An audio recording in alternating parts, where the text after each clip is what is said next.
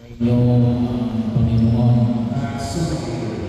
Ngayon po ay September 14.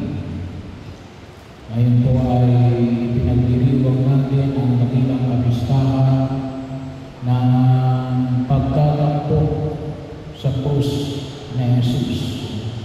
At nagkataon din naman na pumatak sa araw ng linggo.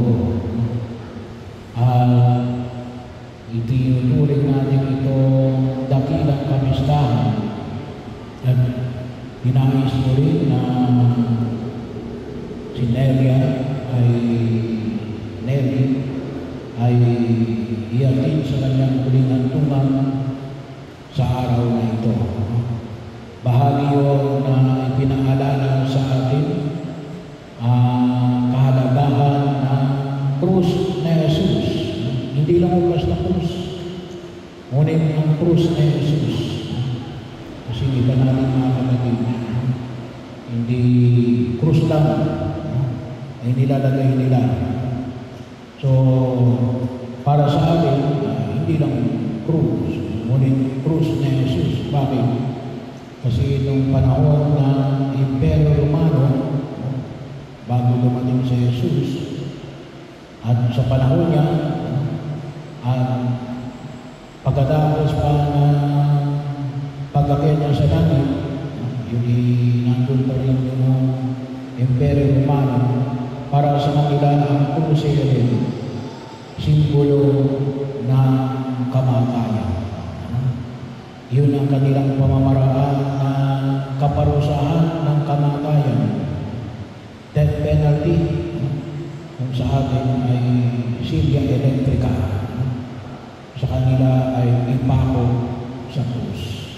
Pero ito, pagkatampok natin sa krus na Jesus, bilang mga Kristiyanong pag-aunawa natin ngayon, ay ito ay pagpiligtas ng Diyos sa atin dahil sa pamagitan ng kanyang paghihirap, pagkamatay at unang pagkabuhay. At tama-tama ko yung unang pagpasa.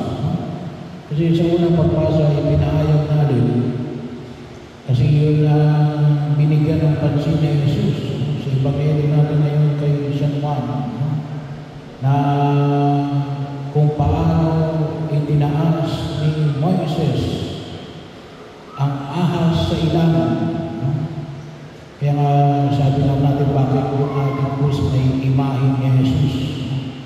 Bawal daw ang maglagay ng imahin.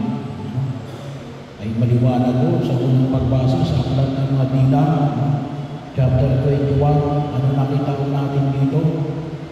Ay nakita kasi natin dito na yung mga Israelita, kasi katikasan ng kanilang ulo, na sa loob ng 40 taon, bago sila makarating sa lumang pangako, mula sa Egypt. Sabi po ng mga dalubhasa sa banal na kasulatan, kung babalagtasin natin mula Egypt hanggang lumang pangako o Israel sa kapanahunan na ito, ay maglalakad ka lamang ng loob sa loob ng 12 araw. Pero ang mga Israelita,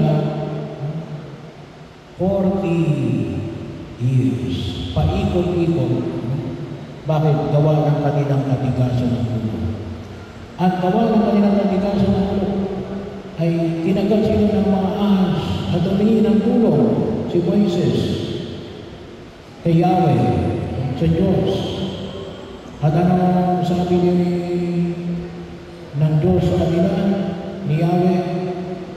Gumawa ka ng isang ahas mula sa tanso. Kaya hindi ito na bawal gumawa ng imahin, ng anumang uri ng imahin. Kasi si Moises pinagawa ng imahin ng ahas. At ano sabi pa kay Moises? Ilagay ko ito sa isang kahoy, itanghal mo. Ang sino man tumingin dito na nakagat ng ahas ay maliligtas. Hindi mamamatay. At yun ang ginawa ni Moises. At sa Ebanghelyo, muling ipinaalala sa atin ng Jesus natin na kung paano itinaas ni Moises ang ahas, ganun din itataas yung anak ng tao. Walang ibang kundi si Jesus. At saan siya itinaas? Ang amoy ng krus. Yung pinagpakuhan niya sa Kalbaryo na nangyari 1,982 years ago. 92 years ago. So bahagi yun na kung saan ay ipinaalala sa atin. Kaya pagkakataon na kung saan ay sa pamagitan ng paghihirap, pagkamatay ni Jesus sa krus, at ang kanyang muling pagkabuhay, iniligtas tayo mula sa ating mga kasalanan.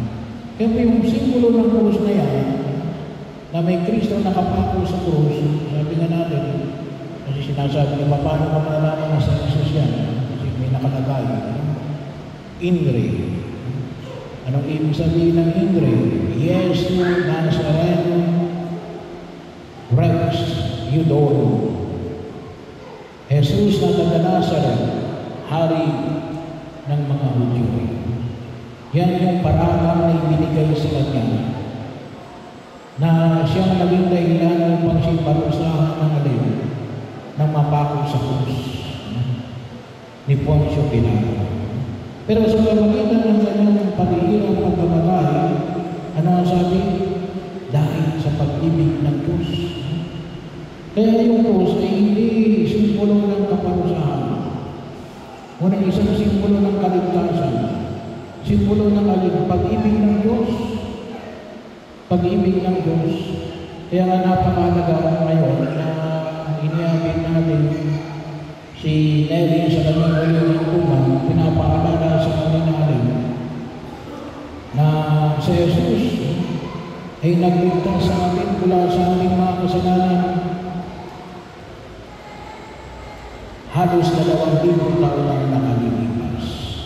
At yun ay tinanggap natin bilang mga mananampalatayang Kristiyanong Katoliko sa biyaya ng sakramento ng binyag.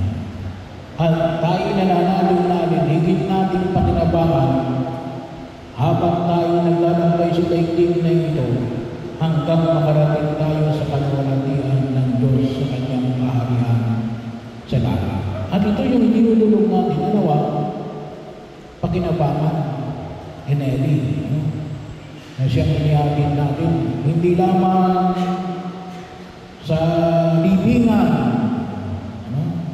ngunit inanais natin na mayatid natin sa buo sa kalawalatian ng Diyos sa kanyang kaharian. Kasi yun ang kaganapan ng pangako ng Diyos. Sabi nga, Father, bakit naman mayroon tayong purgatorio? Ang purgatorio, ay yun ay katarungan. Pero alam natin, tutungo rin yan sa langit.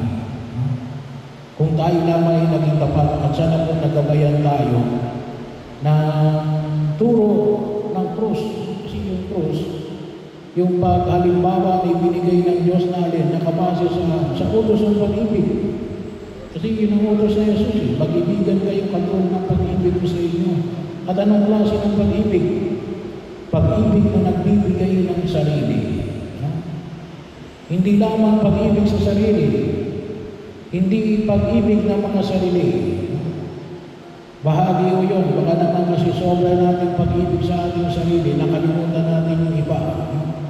Pero huwag natin kalimutan na ang turo ng krus na nagdudulot sa atin ng kaligtasan natin, turo ng pagbibigay ng sarili.